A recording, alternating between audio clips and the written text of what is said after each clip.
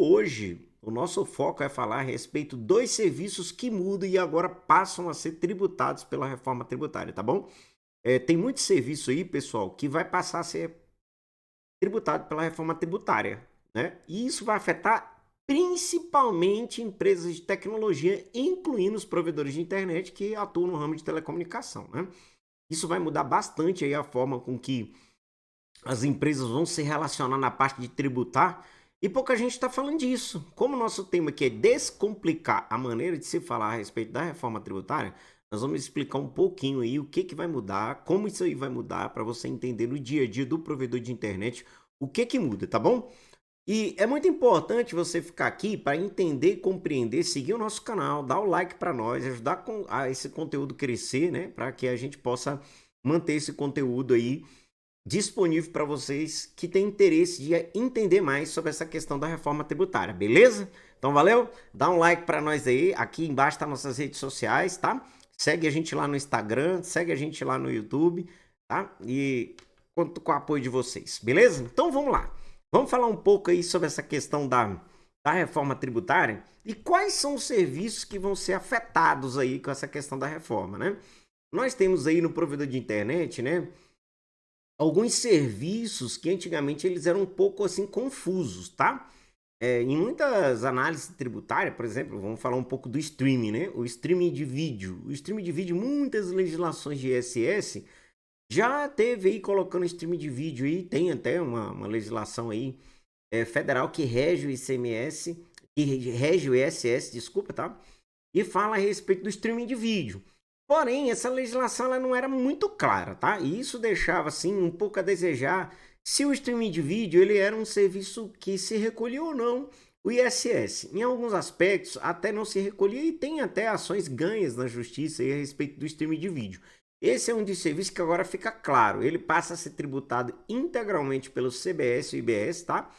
Sendo sem maneira de ser discutido agora pela questão da unificação dos serviços, que eu já expliquei um pouco para vocês nos vídeos anteriores. Quem ainda não analisou, vai lá ver que essa unificação deixa de se distinguir serviço de produto. Então, tudo passa a ser tributado de uma maneira única e comum, tá? A essência para o fisco agora de produto e serviço é a mesma.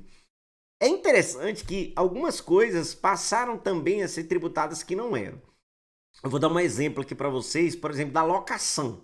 Locação de bens e imóveis, né? Bens móveis e bens imóveis. Por exemplo, locação de imóvel, que é casa, ela passa a ser tributada. Então, o provedor que tem isso aí como atividade secundária vai ter que tributar CBS e IBS, tá? Outra coisa que é muito comum a gente ver em provedor, locação de infraestrutura. Pessoal, não estou falando de locação de rede, tá? Rede, quando eu digo assim, quando um provedor vende infraestrutura de uma rede para outra, isso já está consolidado. A Anatel já entrou nesse tema e ela entende como um serviço de ELD, então é exploração comercial, tá? Não é nesse sentido. Eu estou falando assim, no sentido que muitas das vezes você vai lá, aloca um rack, loca uma infraestrutura dentro da sua base, loca um espaço para que alguém possa montar um rack dentro da sua infraestrutura. Isso é chamado de locação de infraestrutura, tá? Aí cada provedor dá um nome para esse serviço, né? Mas o fim, que a natureza dessa operação, ela passa a ser locação. O que acontecia antigamente? A locação, ela não tinha uma característica de ser uma tributação pelo consumo. Então se recolhia PIS e COFINS em cima de... e nem se recolhia ISS, ICMS, tinha discussão inclusive aí PIS e COFINS, alguns recolhiam e outros não.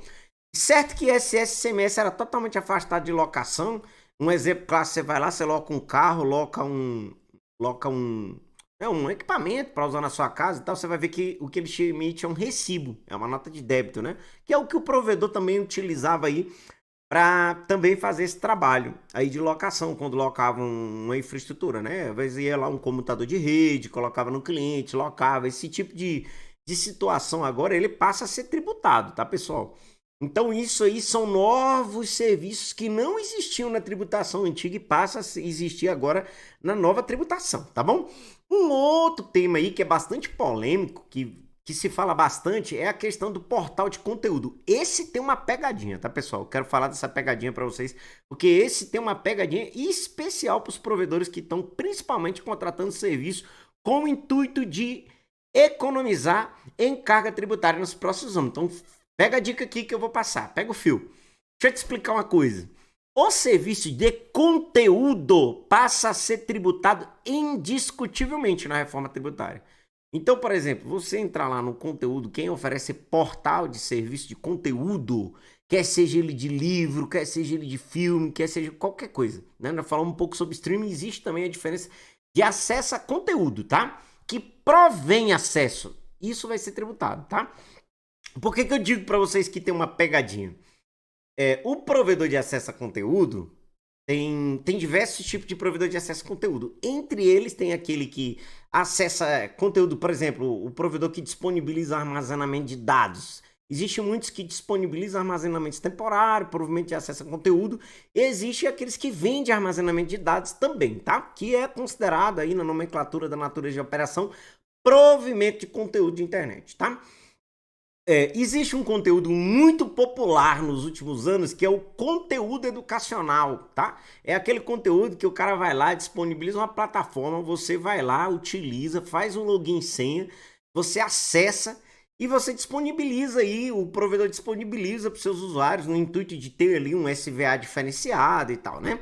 Isso até então não era tributado, tá, pessoal? Não existia ICMS nem ISS em cima disso. Agora passa a ser tributado, tá bom? Então, às vezes, o que está acontecendo? Tem uma pegadinha aí bem interessante, porque tem muito fornecedor de conteúdo que está vendendo conteúdo educacional dizendo que você tem imunidade tributária e tal. Pessoal, não tem nem agora e nem vai ter depois, tá bom? Então fica a dica aí, não tem nem agora e muito menos depois, porque vai passar a ser tributado de maneira diferente, comum a todos.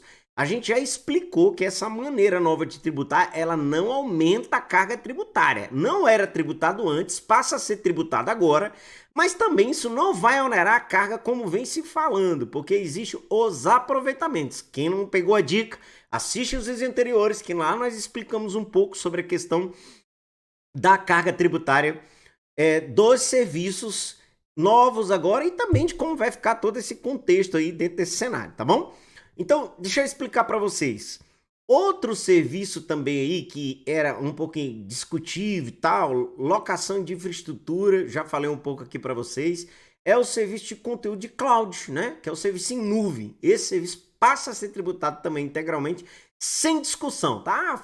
Isso aqui é só conta de e-mail, é não sei o que, é só acesso a um portal. Tudo vai ser tributado. Isso está muito claro. Essa unificação, inclusive de operações distintas de acesso a conteúdo, passa a ser tributado de maneira indiscutível. Então, pessoal, a gama de produtos que não eram tributados, que a gente fala aqui de maneira ampla, ela passa a ser grande, tá, pessoal? Ela passa a ser grande. Agora, detalhe, pessoal, não assusta não, porque a mídia tá divulgando aí a alíquota de 26. A gente já falou um pouco que não é bem assim, a gente vai aproveitar crédito, dá para se manter numa carga tributária legal. Claro que você vai ter que ter um contabilista adequado. Para isso nós estamos aqui, somos especializados e vamos mostrar para você que essa transição tributária ela é muito interessante para o provedor de internet. Agora eu quero te fazer uma pergunta. Você acha que é o fim do SVA? Será que vai ser o fim do SVA? Então continua assistindo nossos vídeos, nós vamos explicar um pouco mais se o SVA vai acabar ou não. Se não vai acabar, como vai ser interpretado o SVA da agora para frente, beleza? Então segue a dica, dá um like para nós, acompanha a gente nas redes sociais e não deixe de compartilhar, porque ajuda muito a gente promover esses conteúdos aqui para vocês, beleza?